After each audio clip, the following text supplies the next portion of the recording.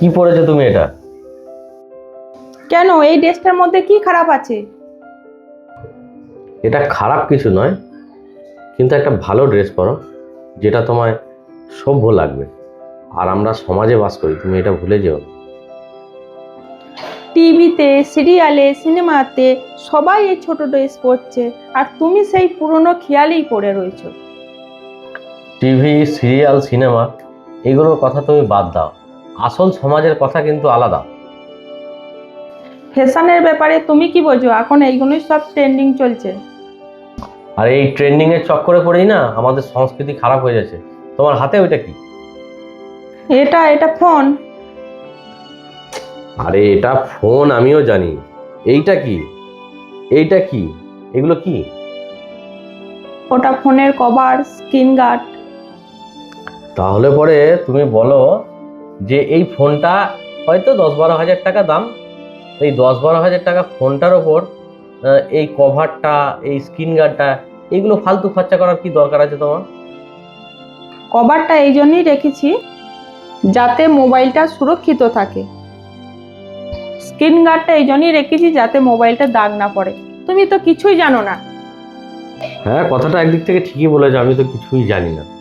কিন্তু আমি যেটুকু জানি যে একটা 10,000 টাকা মোবাইলের জন্য তুমি এই কভারটা এই জন্যই লাগিয়েছো যাতে এই মোবাইলটা সুরক্ষিত থাকে, পড়ে গেলে যাতে না ভাঙে, তাই তো? ঠিক বলেছো। এই স্ক্রিনের প্রোটেক্টরটা এই জন্য লাগিয়েছো যাতে এতে কোনো স্ক্র্যাচ না পড়ে, কোনো দাগ না পড়ে, তাই তো? হ্যাঁ, একদম ঠিক। তাহলে দেখো, একটা 10-12 হাজার টাকার ফোনের সুরক্ষার জন্য তুমি এত কিছু ভাবছো, এত কিছু লাগাচ্ছ, আর তেমনি তুমি আমার কাছে অনেক মূল্যবান। তাহলে পরে তুমি নিজের সুরক্ষার জন্য তুমি একটা ভালো ভদ্র পোশাক পরে কেন তুমি বাইরে যাবে না বলো?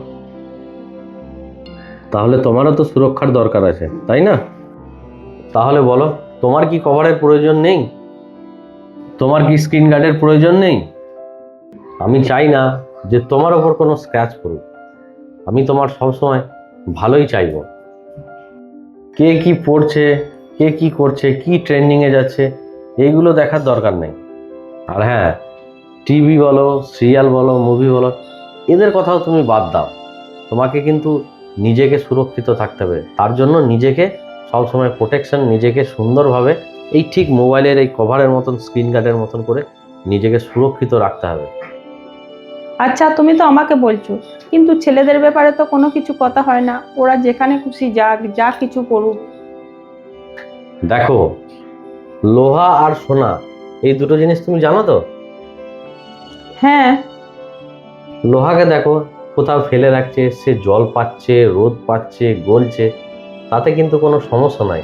আর সোনা, তোমার যদি একটু সোনা থাকে, সেই সোনাটাকে তুমি একটা সুন্দর কৌটোর মধ্যে রেখে, একটা ব্যাগের মধ্যে রেখে, একটা আলমারিতে যেটা মেন লকার আছে সেখানে তুমি সুরক্ষিতভাবে রাখছো, রাখছো তো? হ্যাঁ।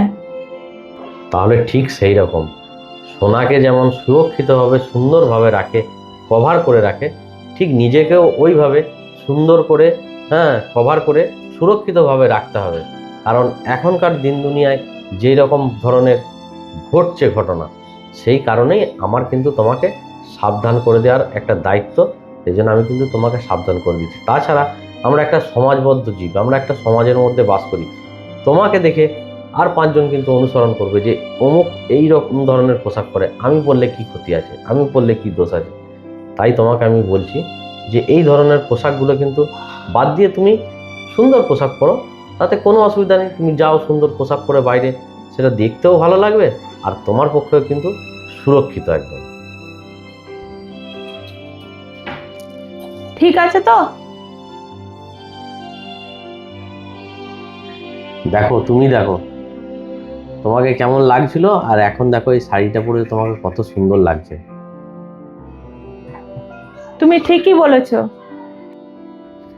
দেখো, সমাজ কিন্তু বদলাবে না, সমাজকে কিন্তু বদলাতে হবে। যদি তোমার মতন সবাই বোঝে তাহলে কিছুটাও তো ভালো হবে। সেইটাই আমি তোমাকে বোঝানোর চেষ্টা করছিলাম। এই যে এত সুন্দর একটা পোশাক পরে তুমি বাইরে যাচ্ছ, এটাতে তোমার ওপর কেউ কুদৃষ্টিটা কিন্তু দিতে পারবে না। সবাই কিন্তু তোমাকে ভদ্র সুশীল বলেই বুঝবে। আর তুমি যেই পোশাকটা পরে বাইরে যাচ্ছিলে সেটা কিন্তু দেখলে যে কেউ তোমার প্রতি খারাপ নজরটা কিন্তু দিত। তাই বলি, নিজের সুরক্ষা কিন্তু নিজের কাছে, নিজে সুরক্ষিত থাকলে সব ভালো থাকবে। যাও, তুমি যেখানে যাচ্ছ যাও। তোমার এত সুন্দর করে বোঝানোর উদ্দেশ্যটা আমি বুঝে গেছি। আমি আমার বান্ধবীদেরকেও বলবো রুচিশীল পোশাক যাতে পরে। আমি এবার আসছি। হ্যাঁ যাও, সাবধানে যাবে, ঠিক আছে?